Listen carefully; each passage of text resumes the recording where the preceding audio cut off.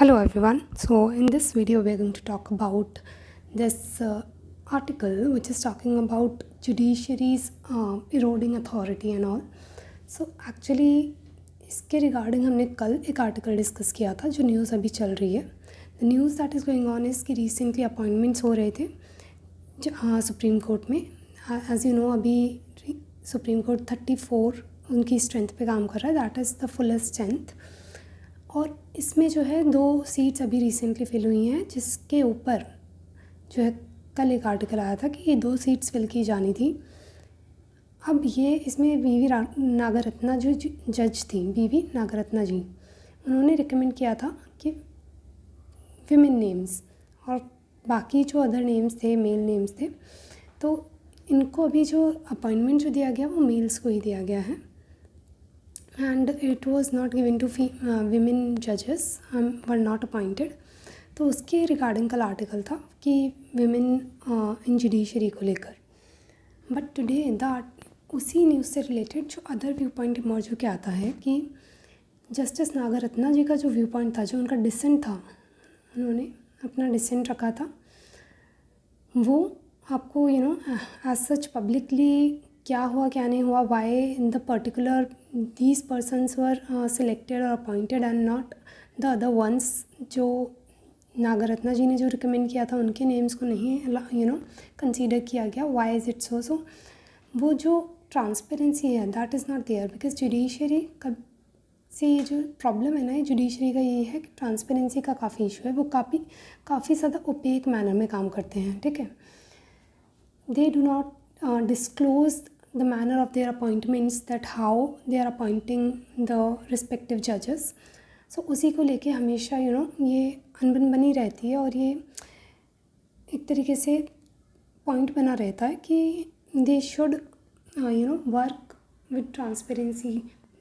Public disclosure में चीज़ें होनी चाहिए. आप जिस पब्लिक के लिए आप काम कर रहे हो उन पब्लिक को एटलीस्ट ये पता होना चाहिए that how you are doing your work and at least how the appointments and everything are happening, so that there can be inclusivity as well as diversity in the system and better service delivery हो पाए. right, एक second, better service delivery. So to ensure this, why we are talking about, क्योंकि judiciary is not a कोई small office नहीं है. it is the highest authority. Constitutional articles को decide करना, आपके फंडामेंटल राइट्स को प्रोटेक्ट करना, everything depends on them. If nothing works then people go to judiciary. Right. So इतनी high powerful authority अगर है तो उसमें ट्रांसपेरेंसी अगर ना हो, so that possess a lot of doubts in the minds of people. तो उसी के regarding this article is talking about all that. Okay, just let me rub it just a सेक. उसके अलावा हमने कल भी डिस्कस किया था कि 2017 में जो CJI थे उन्होंने कोशिश किया था थोड़ा बहुत पब्लिक डिस्क्लोजर करने का एंड कुछ to publish certain resolutions and everything, but not too much have been done since then it is as well. बस थोड़ा बहुत ही कुछ किया गया है. Even for shorter period of time the court uploaded fuller reasons for collegium's choices and rejections. However, the experiment short-lived था with the explanation that disclosure might damage the reputation of those who are not selected. तो certain reasons are being given कि क्यों इस तरीके का जो disclosure है क्यों नहीं होना चाहिए. तो इनका जो reasons हैं they are two-folded. One, ये कहते हैं कि openness may harm the reputation of the candidates who are not selected and it would expose the system to the political pressure. तो इनका जो फर्स्ट रीज़न है डिस्क्लोजर ना करने का कि भाई रेपुटेशन हार्म करेगा ये उन लोगों की, तो इसमें अगर हम देखें, अगर ये if at all this is a genuine concern then it is the answer is not that you will not disclose at all. ये तो मतलब एक्सट्रीमिस्ट अप्रोच हो गया कि यार आप करोगे ही नहीं डिस्क्लोज, आप एक तरीके से भाग रहे हो. That is not the solution. rather the solution lies in carefully structuring the disclosure and properly so that it does not, और it may mitigate the harm at least, if not totally नहीं शायद रोक सकते, but it can mitigate if you restructure it properly. Even आप देखोगे कि the other countries have managed it really well, that is Britain's Judicial Appointment Commission. which sets out its criteria openly and issues reports explaining how candidates were assessed.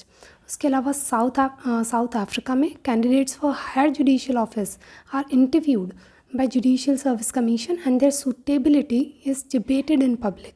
तो इस तरीके से के procedures जो हैं अदर कंट्रीज़ में follow किए जा रहे हैं. तो why not in India something like that? Maybe not exactly, maybe definitely we should not copy any other country, because we have our own set of our own socio-political system, our own diversity and every other like various factors because of which we may not copy any system of any country, but we can at least take inspiration from them and utilize it and make our own suitable law which is suitable for our own country, for our own people. But transparency को पीछे रखना is never a solution. Transparency should be there.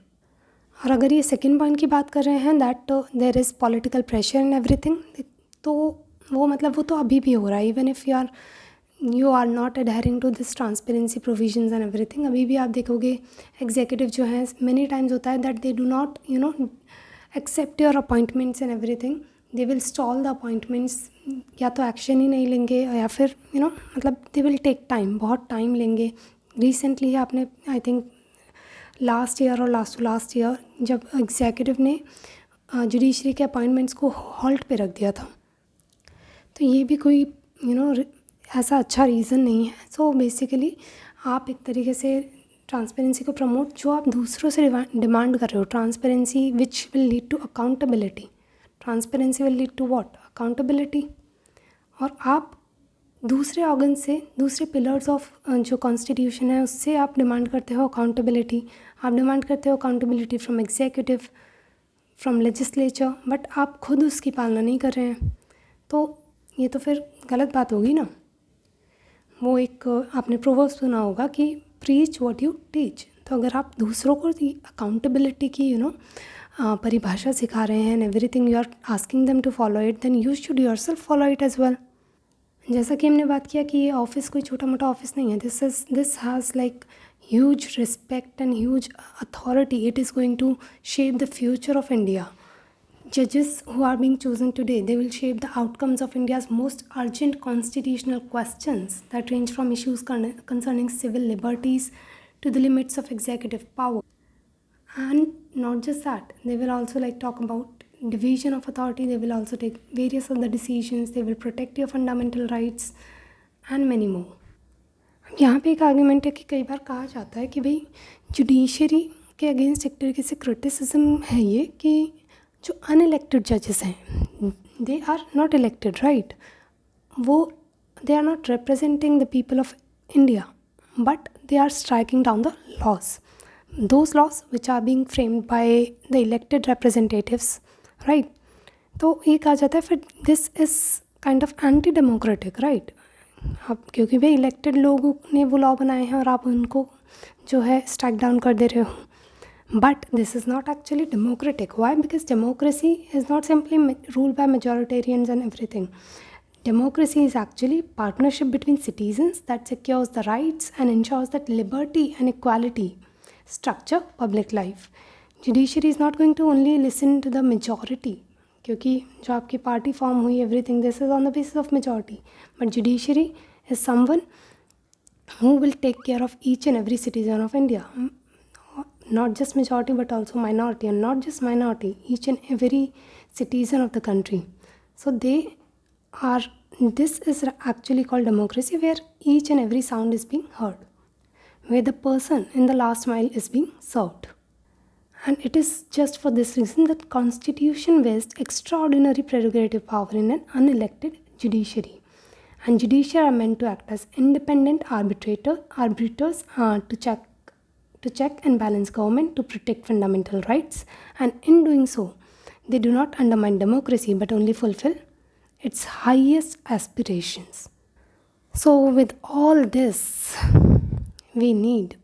there's urgent need of democracy, public disclosures, transparency, so that we can hold judiciary also accountable, the very principle it teaches to others, to retain the trust and confidence of people of India.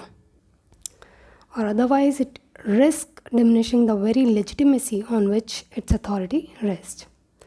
So this is it for this article. Thank you so much. You can subscribe my channel for more such videos and like my videos if you really like it. Thank you so much.